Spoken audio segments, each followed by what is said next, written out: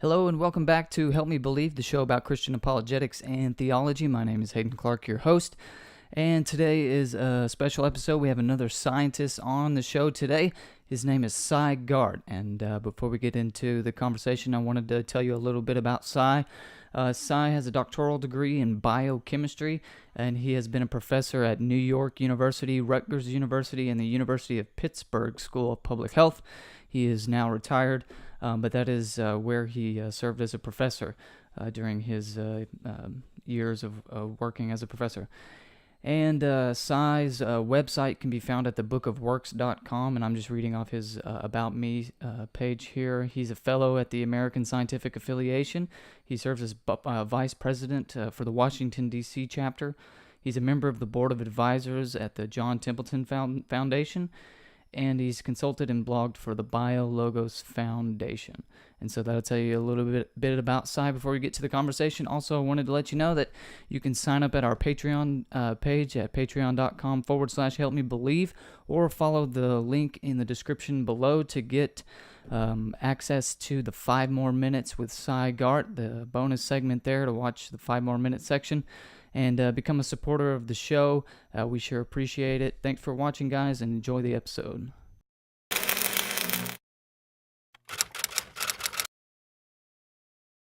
Well, hello and welcome to Help Me Believe, the show about Christian apologetics and theology. My name's Haden Clark, your host. Glad to have you joining us today. And today I'm going to be interviewing Sy Garte, a former atheist and biologist. So I'm excited to have another scientist on the show today. So ladies and gentlemen, please welcome Sy Garte. Sy, how are you doing today? Very well, thank you. Glad to have you. Thank you for doing this. I appreciate it. If you don't mind introducing yourself to the audience, for those who may not know you, just tell us a little bit about yourself and what it is you do. Okay. I'm a retired scientist. I was an academic professor at 3 universities for about 35 years. I then went to the NIH, where I worked in the grants review department. I was deputy division director in that at that agency, and I retired about 3 years ago. But I'm not inactive. I am the editor of a magazine, online magazine called God and Nature, which is put out by the American Scientific Affiliation, which is the largest American organization of scientists who are Christians. I've also recently written a book, and it's going to be published, which I can talk about a little bit more later, but I work on that. And I'm also very involved in my church, doing a lot of activities. So I'm pretty busy in retirement, especially in any areas related to science and faith. I have an active Twitter account, I'm on Facebook, etc. My story, just very briefly, is that I was raised in an extremely militant atheist family. My parents were actually members of the American Communist Party back in the 30s, and I was brought up as I guess what today is called a strong atheist position. In other words, I was absolutely positive that there was no God. God could not exist. Very anti-theistic. I was taught that religion is not only wrong, but actually evil, one of the worst evils in world history. Some of this, many of your audience have probably heard from modern atheists, but at the time that I was growing up, it was kind of rare. I went into science. My father had been a chemist, and I studied biochemistry, got a PhD, began working in research, and I've always been very interested in science in general, from just even a philosophical standpoint. I had and continue to have a scientific worldview. I believe that the natural world is most easily and most appropriately understood by scientific research. But there were aspects of what I was learning about science, physics first and then later biology, that made me question my original atheist faith. And I call it a faith on purpose, because it was something that at least my version of it, was something that you had to believe in. It had dogmas, it had schisms, it had Yeah. everything that other religions have. But I began doubting the whole premise of it. The idea that materialism can answer everything stopped making sense to me. Hmm. Now, that didn't bring me to Christianity. It didn't even bring me to believe in God, but it did lead me to question my initial uh, belief that the world and everything in the world could be explained and understood and rationalized simply on materialistic, naturalistic Hmm. causes. I can go into more of the details of how that Yeah, happened sure. later, but um, so that period lasted decades. When I wouldn't even, I guess Wow. I you call me an agnostic, or I didn't think about religion. I was very busy with my career. I was Right. trying to learn, move up the ladder in academia, and I didn't really think much about God at all.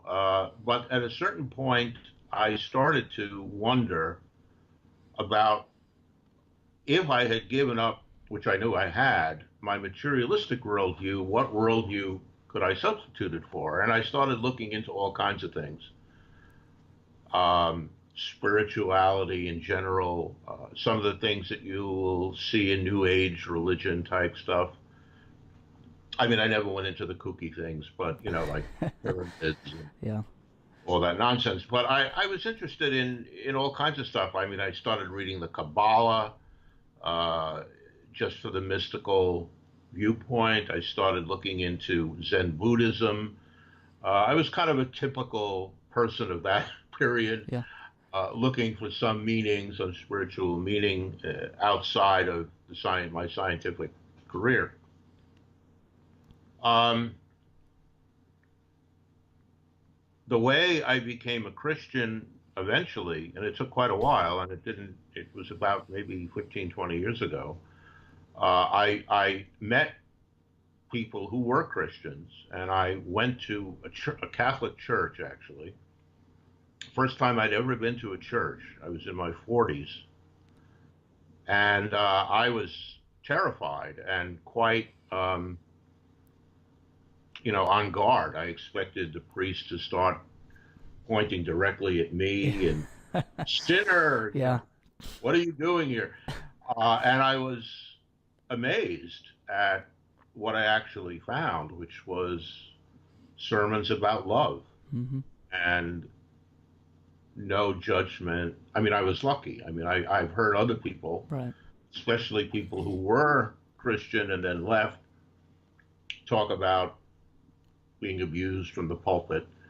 I have to say that I've been to many churches since then: Catholic, Baptist, non denominational, Methodist. I am a Methodist now. Okay. I have never heard that. So I've been very fortunate, I suppose. I have never experienced the kind of negative feelings that so many ex Christians report as they become atheists. Um, so I guess I've been lucky. But my experience at the church led me to question not just the general idea of materialism being everything, but my whole concept about religion, that religion, especially Christianity, was the evil of Yeah. history.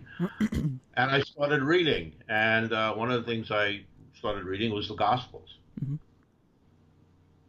and other parts of the Bible. And my reaction to that was the same thing as it was when I went to church. My reaction was, well, wait a minute, this isn't so bad. Right.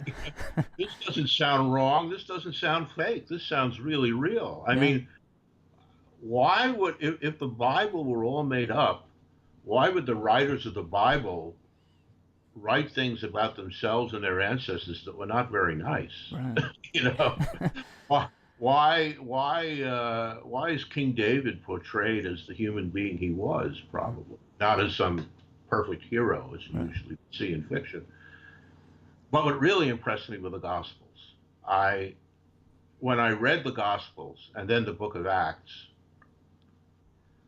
it was incredibly convincing to me. And I have since, in many debates that I've had with atheists, heard all kinds of stories about why the Gospels are not real and made up, and they just don't ring.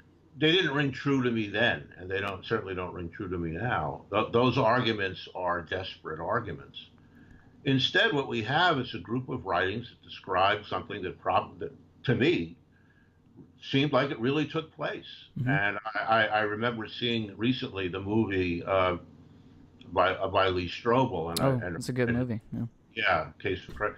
And I kind of went through that. I quote did my research. Mm-hmm.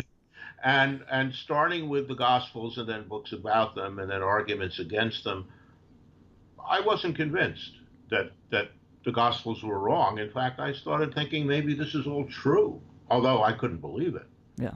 And the reason I couldn't believe it was because I was still a scientist and the resurrection is magical and et cetera, et cetera. So I wasn't there yet, but I was very interested in Christianity. And the reason I was so interested was the story is so beautiful. Yeah. Let's say it is fiction. Still, it's a beautiful fiction, is what I thought. Right. I mean, here you have a man who was a simple carpenter who, had a ministry for about 3 years in which he gave a message to the people that was incredibly revolutionary.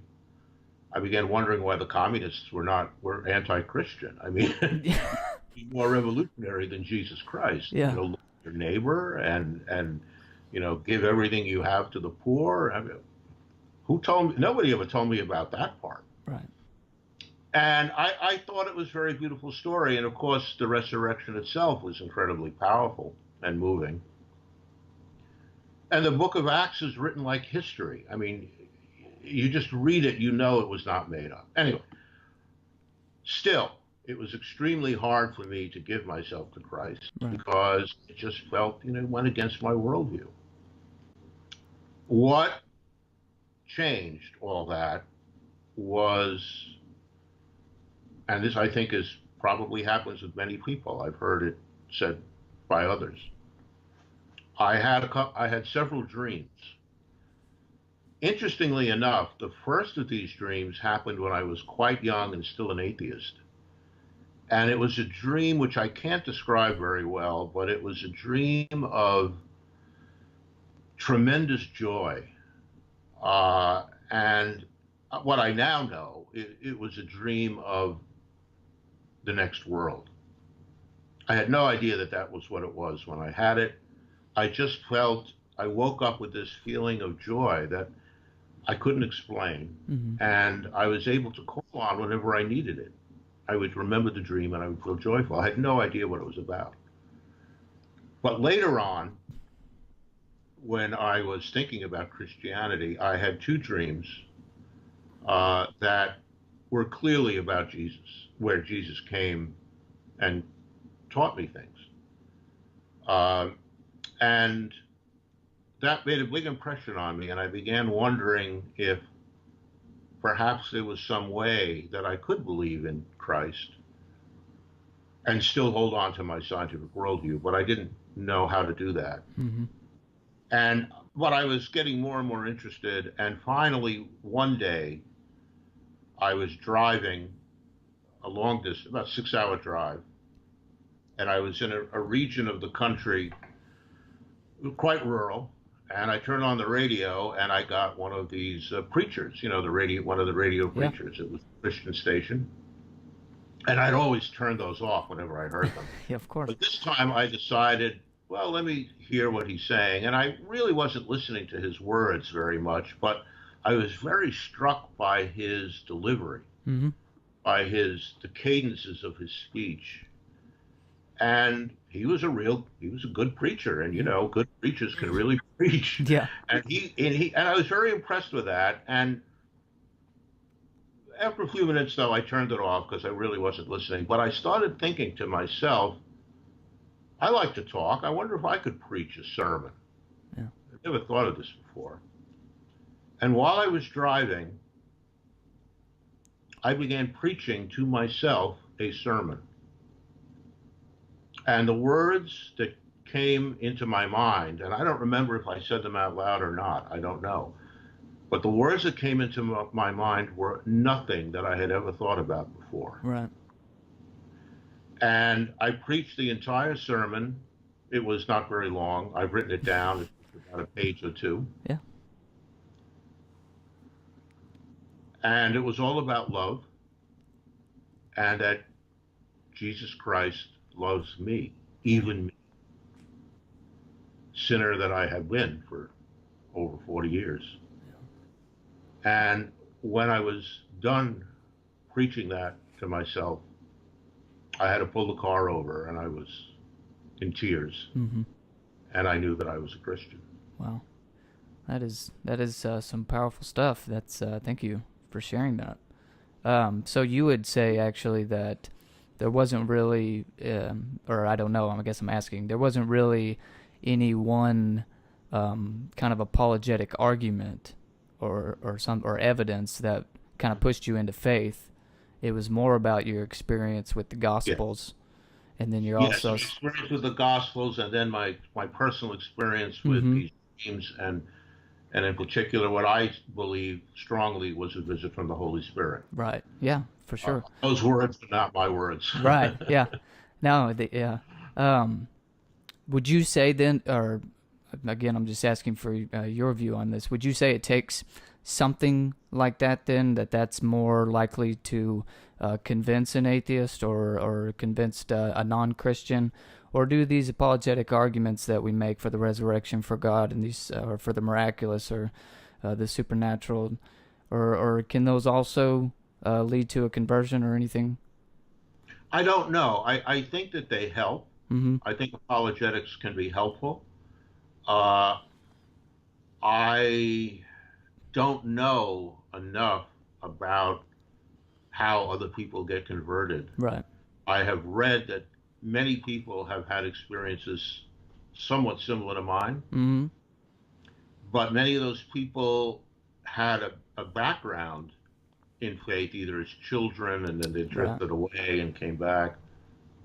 Yeah, I mean, that would kind of be my story, which was I grew up in a Christian home, and if you've listened to the podcast, I'm sorry that you've heard this version of the story 1,000 times. But anyway, I grew up in a Christian home, and just was baptized at a young age, and then kind of drifted away through high school and into college. And then at college, I didn't have as deeply supernatural kind of experience that you were describing there, but I did have an experience one night actually while I was driving as well.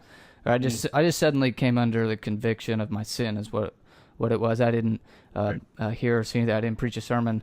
There was nothing on the radio as far as I could remember. I think I was on my way to a party, and then just kind of turned around and went home, metaphorically and literally, and that was it. It was never the same after that. And then apologetics didn't really come into it. I didn't even know what apologetics was at that point. Never heard any arguments for the resurrection or for God. It wasn't until I was in seminary I started having some deep doubts, and so I got into the apologetic stuff there. So from what I can tell, there's a few people kind of like Lee Strobel or a J. Warner Wallace who are kind of come into the faith by going through these arguments one after the other. Yeah. But for most people that I've talked to, including myself, it was some kind of experience, and then the arguments came later. Is that kind of what you were saying? That's my impression as well. One thing that I think, though, that everyone has in common is that whether you come to it through apologetics or you come to it through an experience, once you get there, at least that was true for me and from other people I've spoken to, you don't go, I mean, it's so powerful. I talk about it as the metaphor I use is, it's like it's Christmas and there's a present under the tree, but you don't want to open it because you're afraid it might not be. It might just be a sweater. It may not be anything very interesting. It's there. It's a gift. Faith to me is a gift, and it's all wrapped and it's handed to you. It's always being offered to you. I realized once I became a Christian that God had been calling me my whole life. and I could remember every single incident at which I now knew that it was God's call to me. Yeah. But I was deaf. Mm. I, and then when it was almost inside, I could see the gift. I could see that it was beautiful, but I didn't believe it was free. I didn't believe it was a gift. I didn't believe it was special. I was worried. I was nervous. Yeah. And finally, I unwrapped the gift, and there it was, and it was so precious that I would never give it away again. Right. I would never use it. Well, that's a good way of thinking about it there. A good analogy. Yeah. So I don't think it matters how you get there, but once you're there, you're there. Mm-hmm. Okay. Kind of do a bit of a 90-degree turn here, but I do want to ask you in the area of apologetics. This question comes up a lot, and I don't always get to talk to a biologist, so I wanted to ask this question for sure. As a biologist, what are your views on evolution? Evolution seems to be a pretty popular topic in apologetic circles, and so I wanted to ask you about that kind of how should Christians think about evolution, I guess. Well, that's a great question. Let me just give you a little bit of history again first. As a biologist, of course, all biologists, with very few exceptions, accept evolution Okay. as the basis of biology. So, of course, I did as well. And I was worried when I became a Christian that this would be a big conflict. Mm-hmm. I didn't know any other scientists who were Christians. I didn't know a single one. I didn't even know if there were any. Mm-hmm. In the academic worlds in which I traveled, there were some Muslim and Jewish scientists, but I didn't know any Christian scientists. Yeah. It turned out, of course, I was completely wrong. They just didn't tell me they were Christians. Yeah. And by the grace of God, Francis Collins, who's now the head of NIH, wrote a book called The Language of God, and I read it. And that was a wonderful experience for me because I saw that Collins, who was one of the greatest scientists of our time and a biologist, had no problem being an evangelical Christian.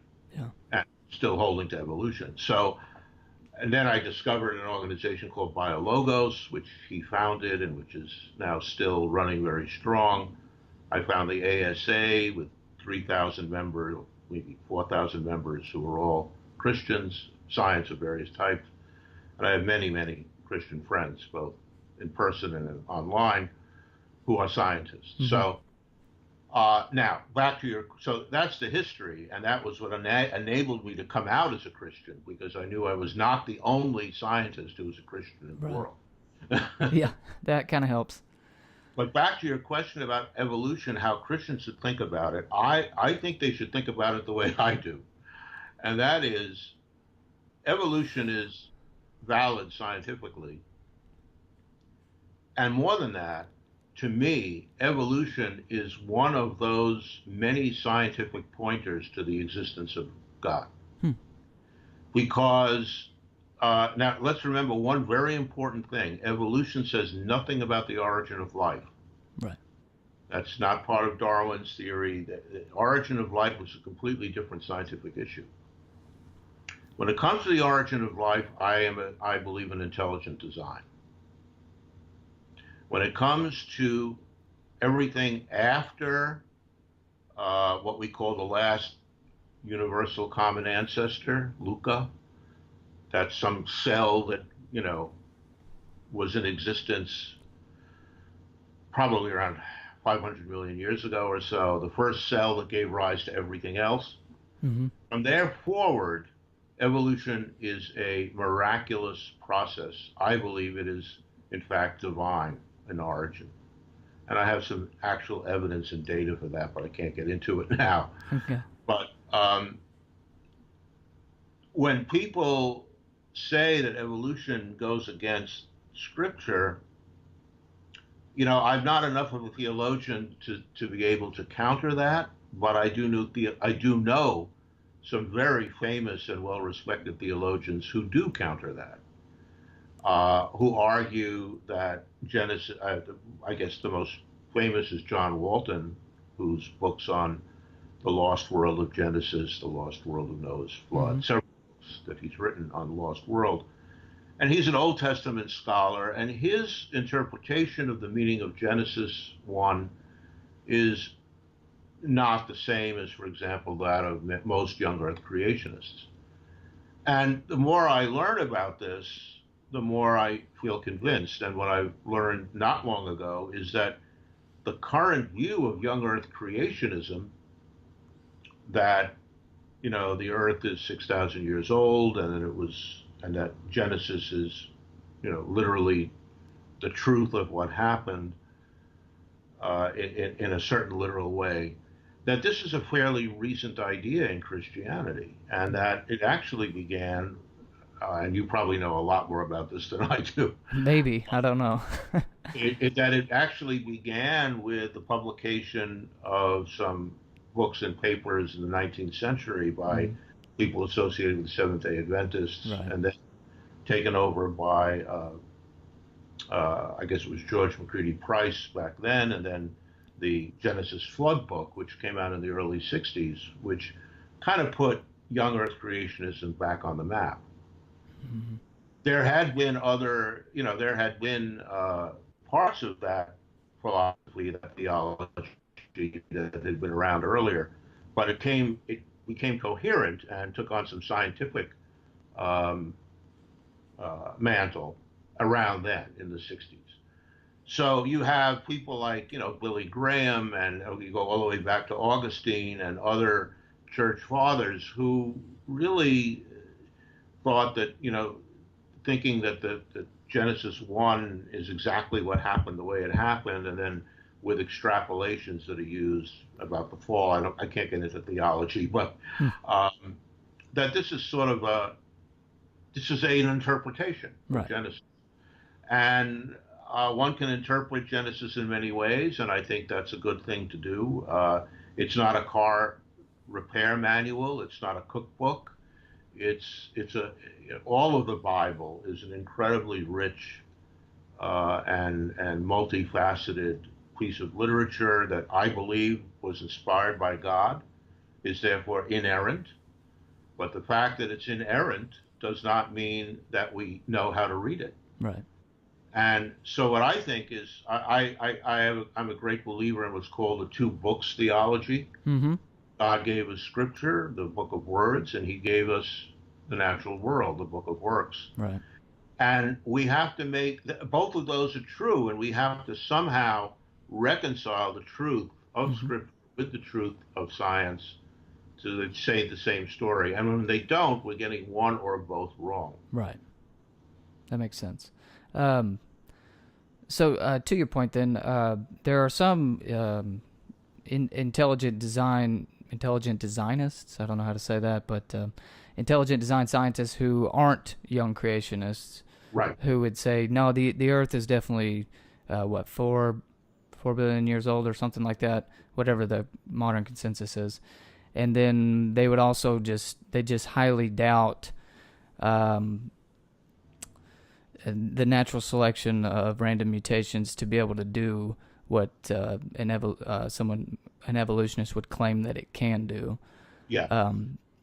I don't know how familiar you would be with somebody like a Douglas Axe or a Michael Behe, and I don't want to misrepresent either one of them, but I think that's kind of what they would say. I don't know. Yeah. Again, I'm a non-technical scientist, obviously, so I was just kind of wondering if you had an opinion on that or not. Oh, yeah. I mean, I think Behe and Denton and even a few others in the Discovery Institute, to be specific,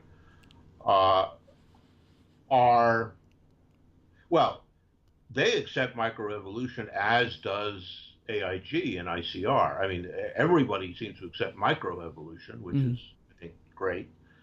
The question is whether that can explain species and large changes, rapid and dramatic changes in the evolutionary record. Yeah.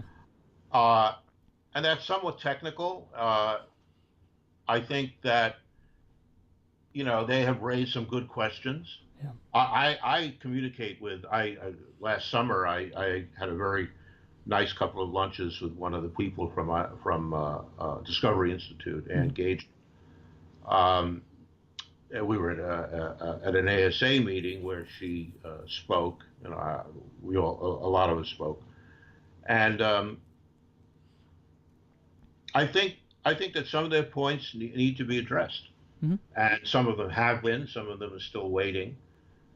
I there is a broad range of views, both in discovery and in intelligent design, Mm-hmm. and also in theistic evolution, which I consider myself one. Okay. So, for example, there are people at Biologos who are convinced that the origin of life occurred through some form of evolution. I am not. I don't believe that. Gotcha. Um,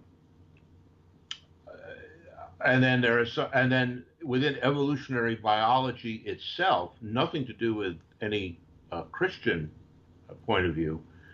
There has recently been a sort of a revolutionary move to understand how evolution works beyond what's usually called neo-Darwinism. Mm-hmm. And that's been quite successful. And I think there's some good books to read about that. One of them is called Evolution 2.0 by Perry Marshall, who's a good friend of mine, who talks about that. And Michael Denton mentions some of these things in his latest book, which is mistitled Evolution Still a Theory in Crisis. Mm-hmm. I don't know where that title came from. He pretty much almost accepts evolution entirely in that book, although he still raises many questions about the mechanism. But he does describe some of these new evolutionary theories. And these are mainline science. It's called the extended evolutionary synthesis. Okay. So I think that neo-Darwinism is probably going to be replaced, and many people say it's already been replaced, by a much broader way of looking at evolutionary mechanisms, which I think are more compatible with Christianity because they have less to do with random blind chance as a major force. If it's I think that is something that bothers a lot of Christians. right. What would be the driving force if it weren't Well, yeah. I'm sorry. Go ahead. No, I'm sorry. Yeah, what would be the driving Well, force? natural selection is the main driving force Mm-hmm. for evolution, Mm-hmm.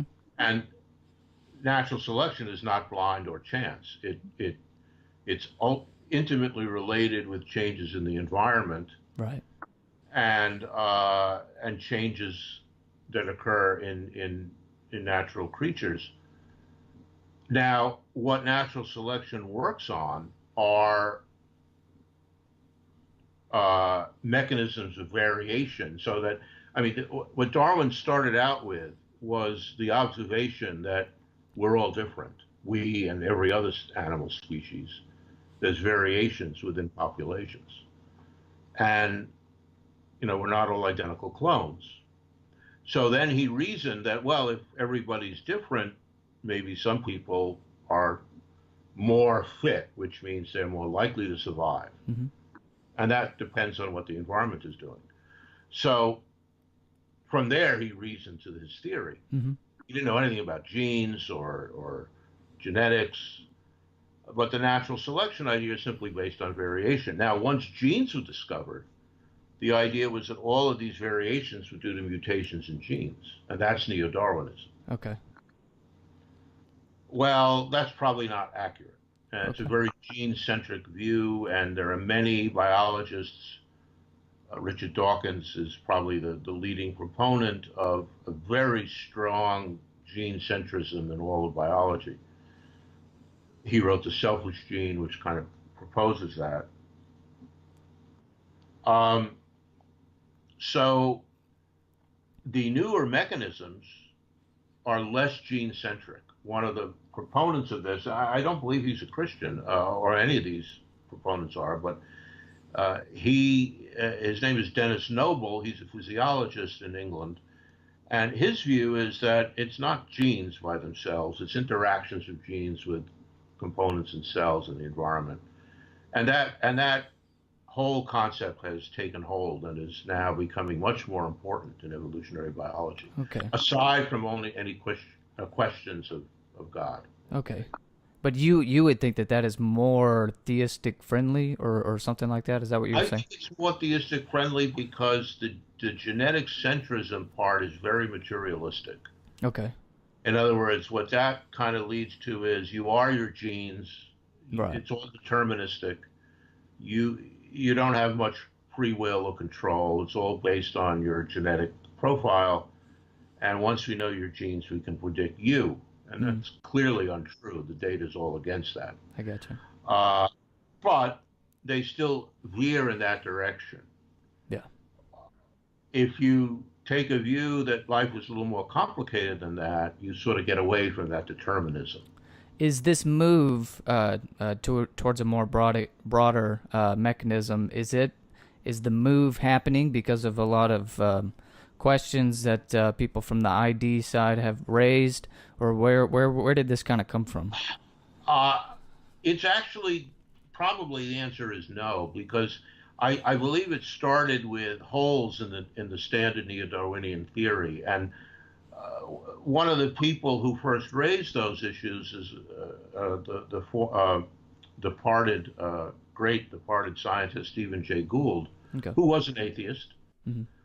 but he pointed out that he brought up issues of what's called punctuated equilibrium. Right. Evolution is not smooth. And You get nothing for a long time, and then suddenly a big jump. in the fossil record. Yes, Okay. in the fossil record, Okay. I think I'm exactly. familiar. I was just making sure. Yeah. Okay. Okay. The Cambrian explosion was one of the examples he used, and also there was some work done on neutral evolution, which is that a lot of evolution occurs just by neutral drift. It doesn't have anything to do with selection at Hmm. all, and that was a big blow to the standard dogma. And then these things kept happening. There were discoveries made that were not consistent with the smooth neo-Darwinian genes only approach. Gotcha. And so people in different fields started proposing different models. Hmm. And finally, they all got together a few years ago at a meeting, and they gave it the name the extended evolutionary synthesis. And it's there's a lot of work going on with it. Um, I don't think most of those people are Christians, but I think Christian biologists like myself should look into that area Yeah. because I think it's interesting. Very good. All right. Well, we'll switch directions here, kind of. So a lot of people out there think that science and faith are at odds. In fact, I just was listening to an interview on YouTube the other day, and she was talking about how they are at odds. And so when someone says that science and faith or science and Christianity are at odds, how do you respond when someone says, as a scientist, how do you respond to that? Well, I respond to that as that being a historical myth. The whole, I mean, all the scientists from the 19th century back were Christians, with maybe one or two exceptions. Some of them very, very devout, and we're including Robert Boyle, basically the first chemist, um, James Clerk Maxwell, who basically discovered all the laws of electricity and magnetism, and Faraday and Pasteur. I mean, it goes on and on. And then someone there was a book written, I guess Dixon White, I'm not sure if I remember the name right, um, wrote a book called the War Between Science and Religion or something like that. Mm-hmm. And that was the first idea that there was any conflict between science and religion. It was not something that people assumed. And then with the dawn of the 20th century, Bertrand Russell and a lot of other atheism became possible and became a little bit more acceptable. And these atheist philosophers began attacking the idea of faith and saying that it was not scientific. But the problem with that argument is, of course, faith is not scientific. Science is no province in anything other than the natural world. And from my own experience, my own father, who was an extreme atheist, as I mentioned, and a chemist, a scientist, actually told me early on that science cannot answer all questions. It's not supposed to. You can't determine anything about love using science. You can't Hmm. determine anything about art or humor or music or most of the things that we think about in human life are not subject to scientific inquiry. Now, there are people today who are trying desperately to counter that argument and say, yes, everything is answerable by scientific investigation, which is what we call scientism. Hmm. And they get crazy about it. They'll say, love, oh, no, no, love is simply hormonal. Yeah. Well, I see uh, it. I see this mostly actually, and this is a good question to ask you as a biologist and a theistic evolutionist. Um, Morals would seem to fall in that category for me, but there seems to be a lot of evolutionary explanations for morals. So what do you say to that? Whenever, well, I've written a lot about that. I uh just huh, have a blog post a few weeks ago on that. And I mean, yeah, when people say morals, they mean all kinds of things. They talk about, loving your children is an evolutionary adaptation. Sure, it is. I mean, all animals take care of their offspring, but that's because it's an instinct. And that instinct probably developed evolutionarily because it's important for survival. mm-hmm, I go along with that. But that's not what I mean by morals. What I mean by morals is knowing that there's something called right and there's something called wrong. There's something called good and there's something called evil. And we're the only animal that knows this. mm-hmm. So it goes Remember beyond. that Adam and Eve, I'm sorry? I'm sorry. So it goes beyond useful. It's actually good. Yeah, I Actually, mean, when we're talking about morals, we're not talking about behavior. There's a lot of behavior that comes from evolution. And we know that because a lot of animals do things that we do. mm-hmm, you yeah, know, but that doesn't mean they're moral. They're just doing it because they're programmed to do it. mm-hmm, We are not programmed to decide to give money to the poor. mm-hmm, We're not programmed to put ourselves at risk to save someone who's in great danger. These are not now. There are explanations that people try to use. Oh well, it's called kin selection. You help yourself to survive, and you help your kin to survive because they have similar genes. Yeah, but that doesn't explain what we really see in the world, right? I mean, it really doesn't. And the main thing that it does not explain is that when we do something wrong, mm-hmm, and we know it's wrong, and we usually do, we feel guilty, or we feel sorry, or we try to make an excuse. yeah, I don't know any other animals that do that. yeah, Now, there are people who tell me that their dog often looks guilty. Okay, maybe.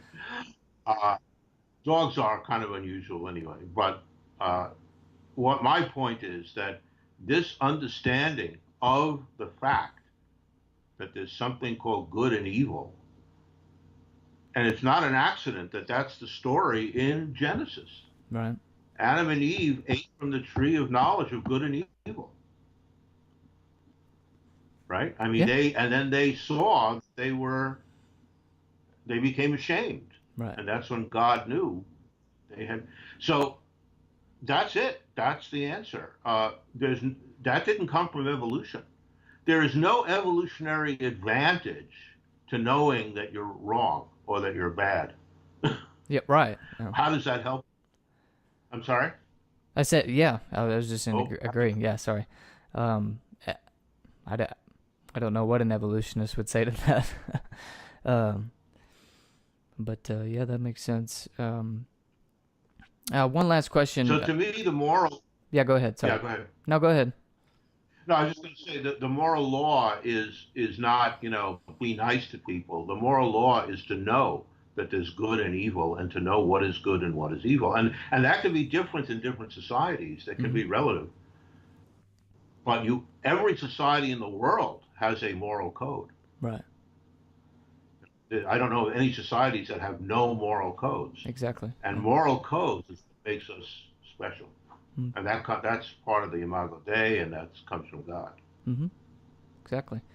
So one last question before we go to the bonus segment for our patrons. What is the best way to reach someone with the gospel who is adamantly atheistic, not unlike how you used to think, and adamantly naturalistic? So how do we go about reaching someone like this with the gospel? My answer to that is what I would tell. I don't know if this is a good answer, but it worked for me. Okay. I would say start with the book of Acts. Yeah. And the reason for that is the book of Acts, I mean, you could start with Luke and then go to the book of Acts because it's basically all together, but it reads like history. Mm-hmm. And you could tell the person, you don't have to believe in the resurrection, you don't have to believe in God, but just read this and tell me, and think about whether you think this is all made up or it actually must refer to some real events. Even if you don't think the resurrection was real, even if you don't think Jesus Christ actually lived, read the book of Acts and tell me if you think the whole thing is made up. Because if you do, that's quite a stretch. Yeah. The other thing is to start with the book of John, just because it's so beautiful. Yeah. And I think, but that may be hard for some atheists. So it really depends on the atheist. Many of the atheists, I would say the majority of the atheists that I generally confront are former Christians. So they've read the gospel. Right. And maybe. From what I can tell, in most cases, I mean, I had an interview with a fairly well-known atheist named Aaron Ra. I don't know if you've heard of him. Mm-hmm. Yeah. He has a YouTube channel. He's very active, and he had been a Christian. He had been Matt Dillahunty, another one. I have not spoken with him, but he's another very famous atheist on social media. And he had been a very devout Christian. And both of these men decided at some point, and I don't know the process, but decided at some point that they had been lied to, fooled, and were very upset and angry because they were believing a lie. Right. The only good advice I can give is for those who deny Scripture or deny God, deny Jesus, deny anything in Christianity because of science. If they say it's not scientific, I can argue with them. I have good arguments against that, which are the same arguments that I used on myself. Yeah. So, it's, but I don't know if we have time to go into those, but they're all in my book. Yeah. Actually, this isn't the last question. I did want to ask you about the book. I had that down to ask you in the bonus segment if you were going to write a book, and then you tweeted out earlier this week that you were going to be published, and so I wanted to ask you if you want to describe briefly the book and what it's going to be about. Sure. Yeah, it's the title. The publisher has just come up with a title which I like. It's called "The Work of His Hands: A Scientist's Journey from Atheism to Faith."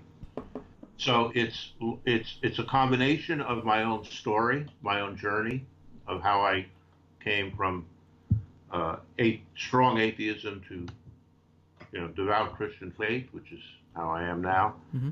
And it also has a lot of arguments from science about why science and Christianity are compatible, and I believe more than that, and mutually supportive. And both of those things are in this book. Very good. Well, look forward to reading it. You'll want to get a copy of that whenever it comes out. Thank you, Sy, for coming on and agreeing to do this. I really appreciate it. Thank you so much, sir. It's been a pleasure. Thanks for having me. Hey guys, thanks for watching. Don't go anywhere just yet. Stick around. Follow the link in the description below to watch 5 more minutes with Sy Garte, our bonus section. You can just follow that link over to patreon.com/helpmebelieve and become a supporter of the show. Thanks for tuning in. Hit the subscribe button on YouTube or wherever you get your podcast from. Thanks, guys. We'll see you next time.